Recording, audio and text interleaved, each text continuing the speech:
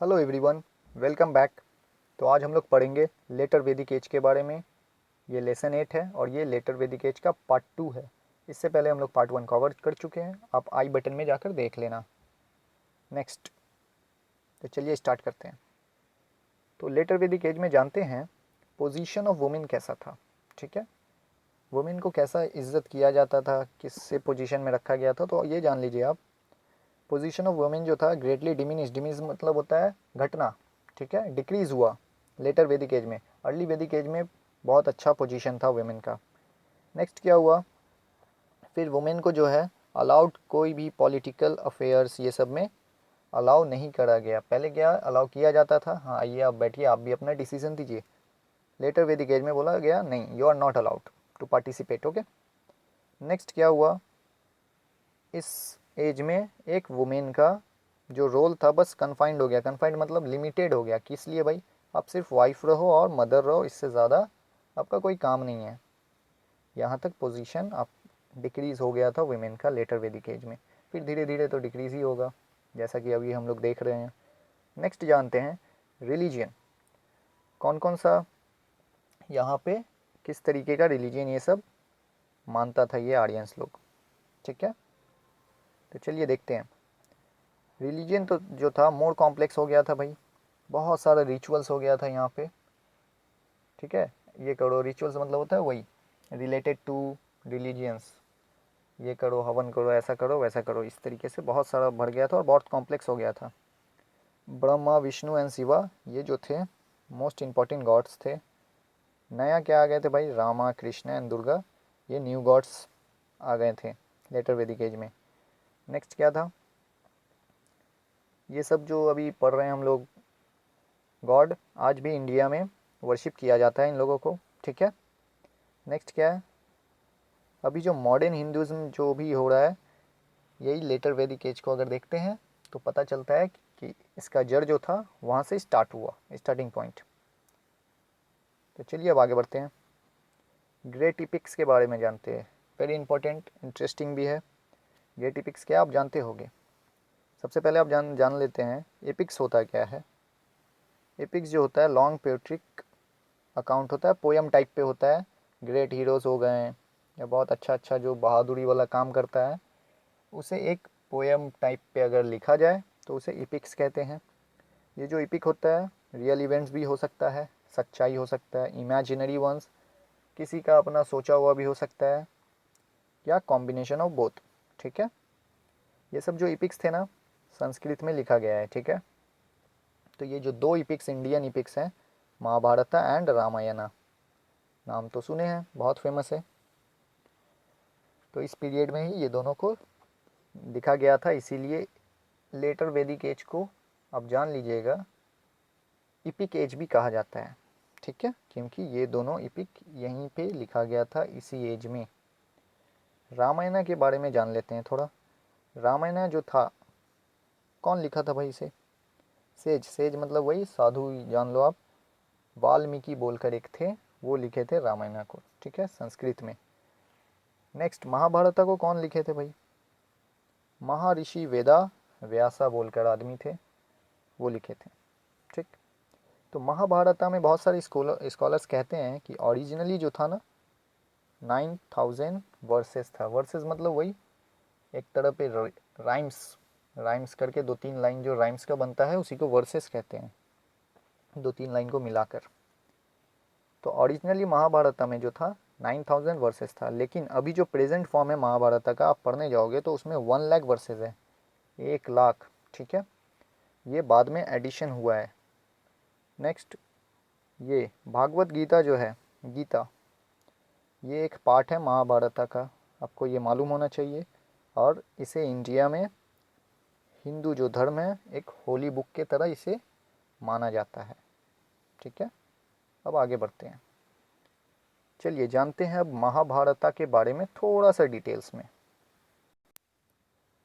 तो चलिए जानते हैं महाभारत के बारे में थोड़ा सा। ये जो कहानी है महाभारत एक स्टोरी है। ठीक है, किसके बीच में भाई, प्रिंसेस के बीच में। ठीक है, प्रिंसेस है, सॉरी प्रिंस। ठीक है, राजकुमार लोगों के बीच में। दो राजकुमार थे भाई, ग्रुप, ठीक है। कौरवास बोल के थे, कौरवास लोग एक ग्रुप था, उसमें बहुत सारे प्रिंस थे, उसका नाम था कौरवास उस ग्रुप का। तो उसमें कितने सारे भाई थे मालूम? 100 भाई थे। पांडवास एक ग्रुप था, प्रिंस का नाम था, प्रिंस ग्रुप का नाम था, उसमें 5 था, ठीक है, वो 5 भाई था।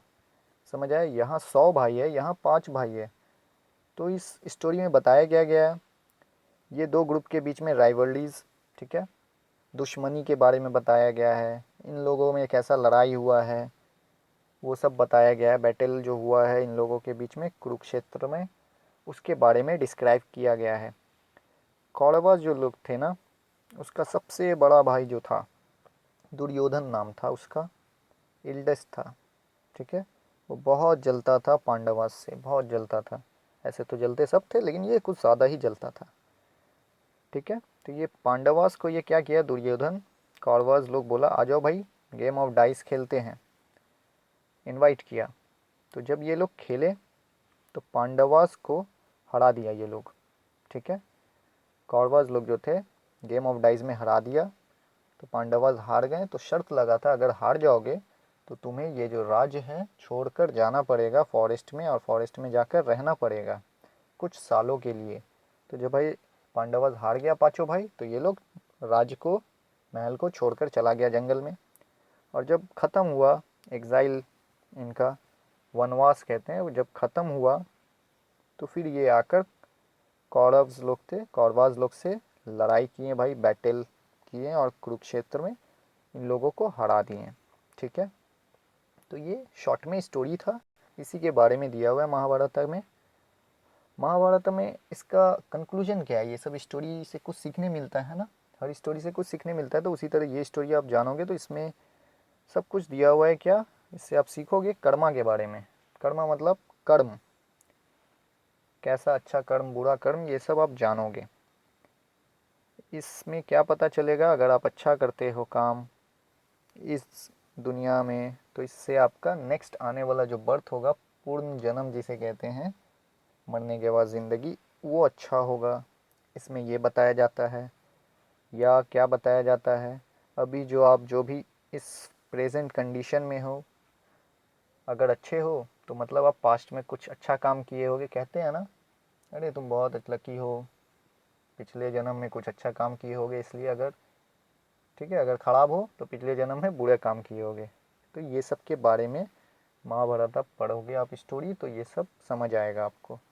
नेक्स्ट जानते हैं कुरुक्षेत्र कहाँ पे था, ये देख लीजिए आप कहाँ पे है, ठीक है, यहाँ पे है, चंडीगढ़ अम्बाला ये सब है, ठीक है, अम्बाला पंजाब ये सब में पड़ता है, आपको मालूम होना चाहिए ये पूरा एरिया, ठीक है। तो ये पंजाब के तरफ में नॉर्दर्न साइड में था, ठीक है। अब जानते हैं रामायण के बारे में। रामायण नाम बहुत फेमस है यही पिक का। तो इसमें था क्या, हम लोग देखते आए हैं बचपन से, ठीक है। इसमें स्टोरी ऑफ रामा बताया गया है, इंग्लिश में रामा कहते हैं, हिंदी में राम कहते हैं, ठीक है। भगवान राम जो थे उनके बारे में बताया गया है। अयोध्या के ये हायर थे, हायर मतलब होता है बाप के बाद बेटा बैठता है गद्दी पे, तो ये थे। तो इनके फादर जो थे दशरथ, ठीक है, दशरथ जो थे राम को भेज दिए यहाँ 14 साल एग्ज़ाइल में, वनवास भेज दिए, राम जी को भेज दिए। क्यों भाई? क्योंकि ये अपने वाइफ के साथ, केकई बोल के वाइफ थी, वाइफ तो इनकी बहुत सारी थी, उसमें से एक केकई थी, वो जलती थी राम जी से, ठीक है। तो ये दशरथ से प्रॉमिस ली कि आप इसे 14 साल के लिए वनवास भेज दो, तो ये भेज दिए। नेक्स्ट क्या हुआ, तो राम को जो है फॉरेस्ट में एज अ हर्मिट के तरह रहना पड़ा, हर्मिट साधु ये सब के तरह रहना पड़ा, ठीक है। लक्ष्मण भाई, लक्ष्मण बोलकर एक राम जी के भाई थे, उनके साथ रहना पड़ा, और वाइफ के साथ सीता, ठीक है। तो फिर क्या हुआ ना, तो ये अपना चले गए जंगल में भाई अपने ब्रदर के साथ और वाइफ के साथ। तो रावण बोल के एक किंग ऑफ लंका था, श्रीलंका उस समय, जो लंका कहते हैं अभी श्रीलंका कहते हैं, उस समय लंका कहा जाता था। तो श्रीलंका का राजा रहता था, कौन भाई? रावण, मालूम? राक्षस जो भी होता है, डेमन का किंग, तो ये सीता को उठाकर ले गया। जब ले गया तो फिर क्या हुआ, आपको मालूम है स्टोरी। लड़ाई हुआ, लड़ाई होने के बाद रावण को मार दिया गया, सीता बच गई। फिर राम जी जो थे अपना अयोध्या वापस आ गए एंड किंगडम को अपना वनवास 14 साल का काट लिए और किंगडम को आसानी से, आराम से, एकदम प्यार से चलाने लगे। ठीक है, तो ये स्टोरी था रामायण में, आपको मालूम होगा। नेक्स्ट, तो ये रामायण से सीखे क्या, ये स्टोरी से क्या सीखे, इससे ये सीखे triumph of good over evil, कहते हैं ना, बुराई पे अच्छाई भारी पड़ती है, तो यही सीखे यहाँ से। तो आज बहुत सारे हिंदूज़ जो है राम को कैसे सिंबलाइज करते हैं, पुरुषोत्तम राम कहते हैं, मर्यादा पुरुषोत्तम इस तरीके से कहते हैं। ठीक है, इसका मतलब होता है बेस्ट अमंग मेन, सब मर्द से सबसे अच्छे थे। ठीक है, इस तरीके से डन। तो चलिए अब आगे जानते हैं इकनॉमी के बारे में। तो लेटर वैदिक एज में इकनॉमी कैसा था, ये लोग बिजनेस वगैरह कैसे करते थे। ठीक है, तो इकनॉमी जो था, ठीक है, एग्रीकल्चर जो था इन लोगों का सबसे इम्पॉर्टेंट ऑक्यूपेशन था। ठीक है, क्यों भाई, क्योंकि लेटर वैदिक एज में आयरन ये सब मिल गया था और टूल्स ये सब बहुत अच्छा अच्छा ये लोग बना लिए थे, तो एग्रीकल्चर करते थे ये लोग बहुत ही आसानी से। इनलैंड ट्रेड, ठीक है, लैंड के ऊपर ट्रेड कैसे करते थे, कायरेट्स बोल के एक माउंटेन का ट्राइब था, तो उससे के साथ आर्यंस अपना बिजनेस करते थे, ओवरसीज ये सब तो करते ही थे। ठीक है, यूनिट ऑफ एक्सचेंज, पैसा तो था नहीं उस समय, तो क्या यूज़ करते थे, एक तरह का गोल्ड बार, सोना को यूज़ करते थे। ठीक है, सोना को उस समय क्या कहा जाता था, गोल्ड बार को निस्का, जैसे कॉइन कहते हैं ना सिक्का को, उसी तरह गोल्ड बार को उस समय यूनिट ऑफ एक्सचेंज को निस्का कहते थे लेटर वैदिक एज में। ठीक है, और एक नेक्स्ट क्या था भाई, मर्चेंट, बिजनेसमैन लोग थे, उसका कुछ क्लास था, उस क्लास को कहते हैं पेनिस। ठीक है, पेनिस बोल के एक मर्चेंट का क्लास था, वो पूरे ट्रेड को कंट्रोल करता था, बिजनेस को। ठीक है, बहुत पावरफुल था। अब जानते हैं नेक्स्ट, थोड़ा सा जान लेते हैं हेरिटेज कॉर्नर क्या है भाई। इसमें थोड़ा इंपॉर्टेंट चीज़ है, जैसे कि नॉलेज अबाउट मेडिसिन जो भी है ना, आयुर्वेदा, आयुर्वेदा भी जानते हैं हम लोग। ठीक है, अभी तो एलोपैथी मेडिसिन बहुत चलता है, आयुर्वेदा भी चलता है। ठीक है, तो आयुष का मतलब होता है लॉन्ग लाइफ, वेदा का मतलब होता है नॉलेज, लॉन्ग लाइफ का नॉलेज इसमें छिपा हुआ है आयुर्वेदा में, इसीलिए बहुत सारे लोग आयुर्वेदा ये सब दवा खाना पसंद करते हैं। इसमें के ये जो थे दो डॉक्टर थे उस समय से, कह सकते हैं फिजिशियन थे उस समय के, बहुत इंपॉर्टेंट। कौन थे भाई, शुस्त्रा एंड चरका, दो बोलकर फिजिशियन थे। ठीक है, ठीक है, तो ये जो सुश्रुता बोलकर पहले फिजिशियन थे, ये एक बुक लिखे थे। ठीक है, कौन सा बुक लिखे हैं भाई, सुश्रुता संहिता बोलकर बुक लिखा गया है, और इन्हें फादर ऑफ मॉडर्न सर्जरी भी कहा जाता है। फादर ऑफ मॉडर्न सर्जरी आपसे कोई पूछे तो कह देना सुश्रुता। कौन सा बुक लिखे थे भाई, सुश्रुता संहिता। ठीक है, इसमें सर्जरी वगैरह के बारे में बहुत कुछ दिया हुआ है, अगर आप ये पढ़ते हो तो you will get the knowledge about surgery also. Okay, next, Charaka बोलकर जो थे फिजिशियन, ये भी एक बुक लिखे थे, क्या नाम रखे थे, चरका संहिता। मेडिसिन के बारे में इसमें बहुत सारा नॉलेज आपको मिलेगा। ठीक है, दवाई के बारे में, आयुर्वेदिक दवाई के बारे में। नेक्स्ट क्या है भाई, मैथमेटिक्स, एस्ट्रोनॉमी, ये सबको भी बहुत इंपॉर्टेंट सब्जेक्ट माना जाता था उस समय में। वैदिक मैथमेटिक्स सुने होंगे आप, वैदिक मैथ।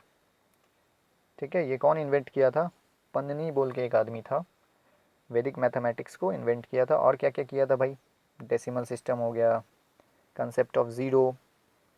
ठीक है, ये सब थोड़ा बहुत कंसेप्ट दिया था ज़ीरो का। नेक्स्ट क्या है, ट्रिग्नोमेट्री जो हम लोग पढ़ते हैं, ट्रिगो, ये सब, ये पन्नी बोल के नाम का आदमी था, ये इसके बारे में बहुत सारा नॉलेज दिया था। ठीक है, तो ये इतना ही था। नेक्स्ट क्विक रिकैप है लेटर वैदिक एज का, आप इसे पढ़ सकते हो। 1000 BC से 100 BC, ये 600 BC तक चला था। कहाँ पर जाके बसे थे भाई, आर्यावर्ता में। आर्यावर्ता क्या था, नॉर्दर्न और सेंट्रल इंडिया का दूसरा और एंशियंट पुराना नाम था, आप ये कह सकते हो। ठीक है, लेटर वैदिक एज को माना जाता है कि आयरन एज का स्टार्टिंग था इंडिया में। यही सब है। इसमें क्या हुआ था लेटर वैदिक एज में, कास्ट सिस्टम जो था बहुत रिजिड मतलब होता है सख्त हो गया था, ठीक है, कि भाई एक कास्ट में हो दूसरे कास्ट में नहीं जा सकते हो, ये सब हो गया था। और क्या था, आर्यंस लोग का जो एज था, लाइफ था, उसे 4 हिस्से में बांट दिया गया था।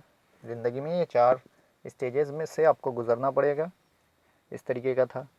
बहुत सारा गॉड आ गया था, ठीक है, ब्रह्मा विष्णु शिवा ये सब गॉड था लेटर वैदिक एज में।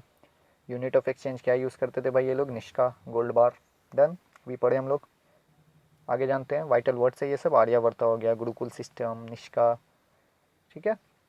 तो यही सब था, तो आप देख लेना, होप आपको समझ आया होगा।